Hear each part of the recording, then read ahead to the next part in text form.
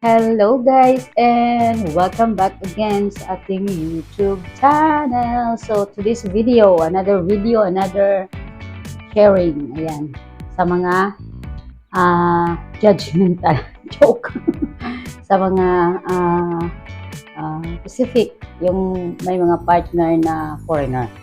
Ayan, so may mga common tayo naririnig, lalo na pag nasa labas tayo. So, based yan guys, experience ko, i-share ko sa inyo. Ano ba yung mga na-experience ko as a partner ng isang may foreigner or may AFAM. Yun, lagi ko narinig AFAM, but I don't like say AFAM.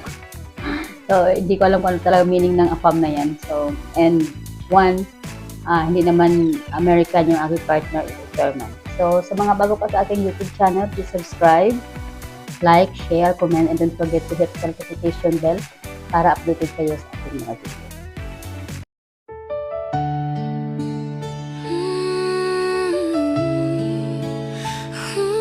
Worth to wait. Ich liebe dich. It means I love you. 10 long years I held on tight, every prayer whispered through the night.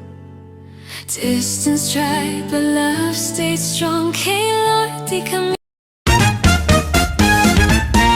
Ayan, so siguro makaka-relate yung yung mga wife ng mga may foreigner or anumang lahi meron ka, may Indian wife, German wife, American wife, ano pa ba?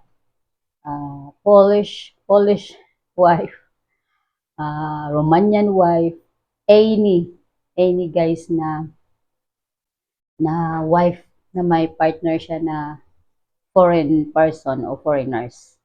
Ayan, so sa atin dito sa Pilipinas, napaka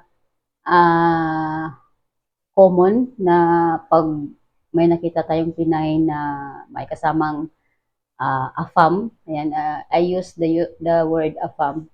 So they are very judgmental. Not all, but most. Ayan. So bakit ko siya nasasabi na napaka-judgmental? Dahil tinitingnan natin in real o in kabuuhan na ba na yung nakita natin. Ko-conclude na tayo. Ayan. So ito example. Sa amin kasi, sa akin, ayan, na-experience ko rin yung mga ganyan na harap-harapan na ipaparinig sa'yo na, ay, ang pangit niya, bakit ang pogi ng partner niya. Ayan, so, I'm very proud. ayan, so, and noon pa naman ay sinasabi talaga nila na hindi ako makahanap ng hindi ako, walang magmamahal sa akin o ah, walang magmahal sa akin ng pogi. Sila lang. Ano gano'n yung parang, alam mo yun, pag yung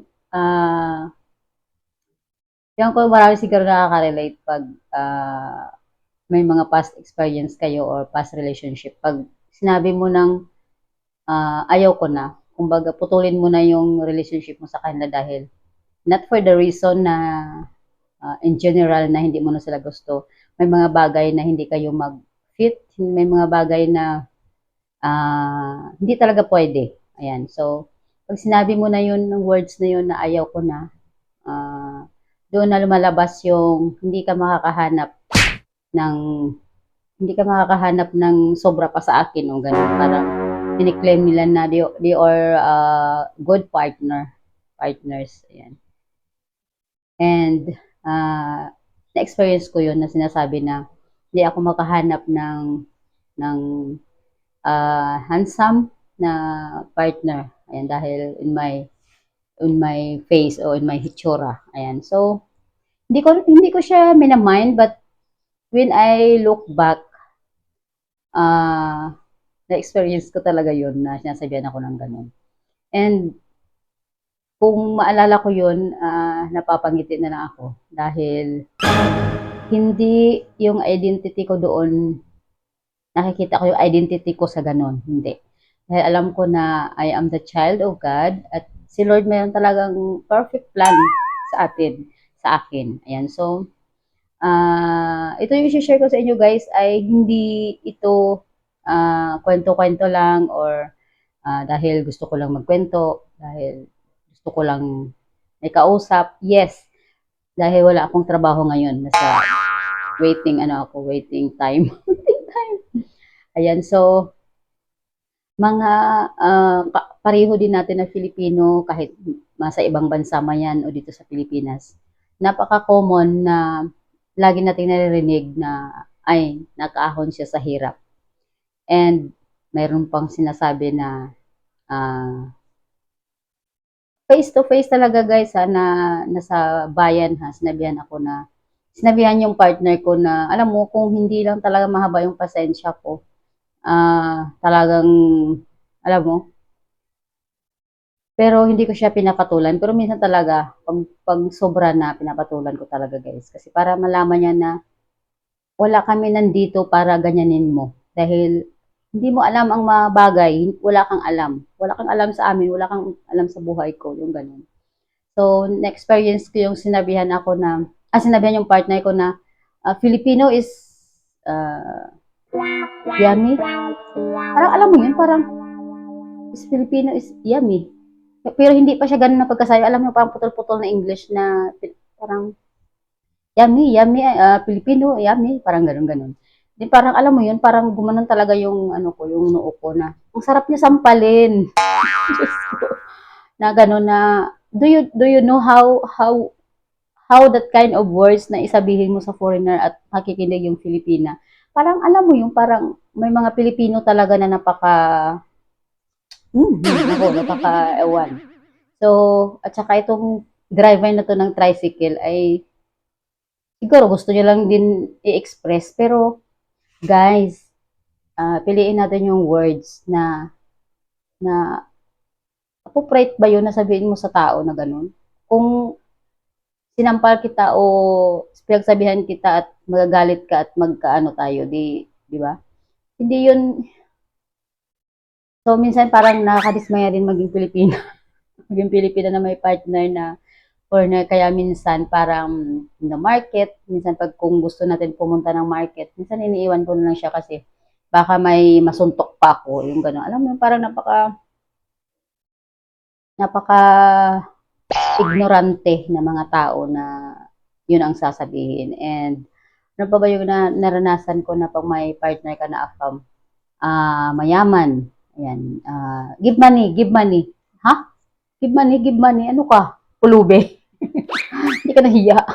Alam mo, minsan parang pag ikaw ay Pilipina, tapos ma-encounter mo yung ganyan na attitude ng pareho mong Pilipino, di ba? Parang manliliit ka, parang, oh my God, di ba? So, iwasan natin guys dahil nakakasira siya, hindi maganda. Kung ginawa man yun ng iba, wag natin gayahin.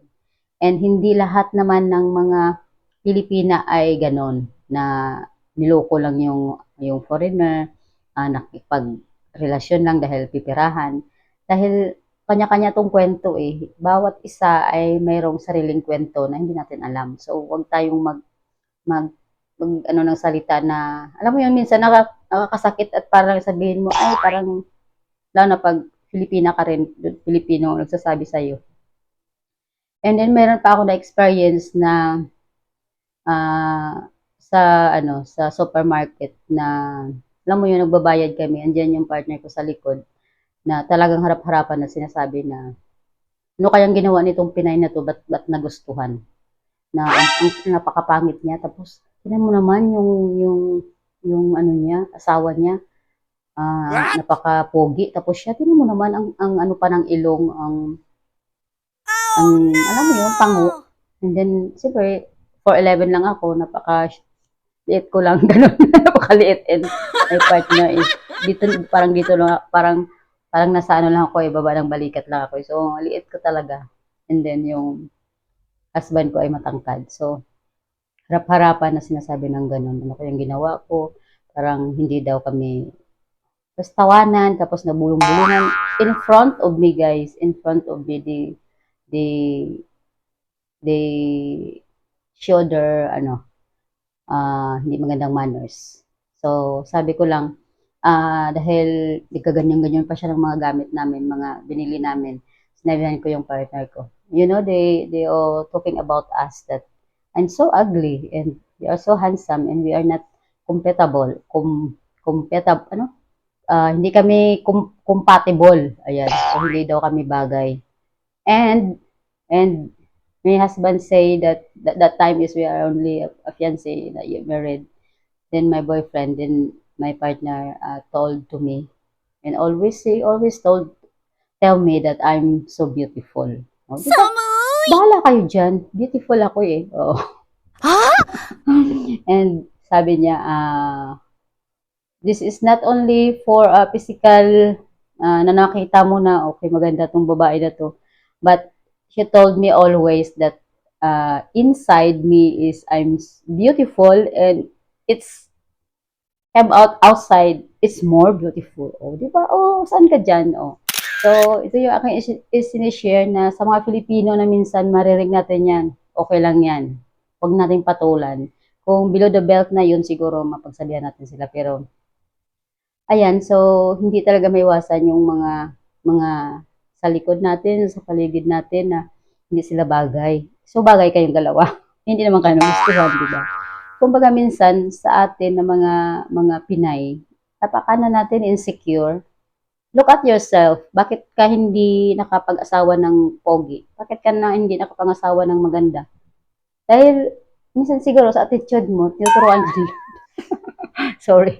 'Di ba? Kasi minsan napaka-ano natin, ah, hindi siya appropriate na sabihin mo na napakapangit mo, hindi kayo bagay. So anong ibig mo sabihin kayo ang bagay, 'di ba? Hindi naman siya maganda pakinggan. So sa mga Filipina, sa mga Pinoy, Pinay na madaldal, wala kayong magawa sa buhay, tingnan nyo na lang yung nakikita nyo. Ano ba yung nakikita nyo sa paligid? Kayo nandyan pa rin. Hindi nyo pinapaganda yung paano kayo mag-work, no? Maraming nakapila, pero daldal kayo ng daldal. Yung mga customer, ang haba ng pila, napapagod na kayo. Mabagal pa rin, nakausap nyo pa rin yung coworker nyo, hindi kayo nagpo-focus sa trabaho, pero nagpo-focus kayo sa mga customer nyo. Yan. So, i-focus natin yung self-improvement natin and gawin nating motivation yung mga nakikita natin para mabago naman yung ating mind. Hindi lang tayo mag-stuck doon sa puro negative. Ayan. So, marami pa akong isi-share guys sa inyo in my next video.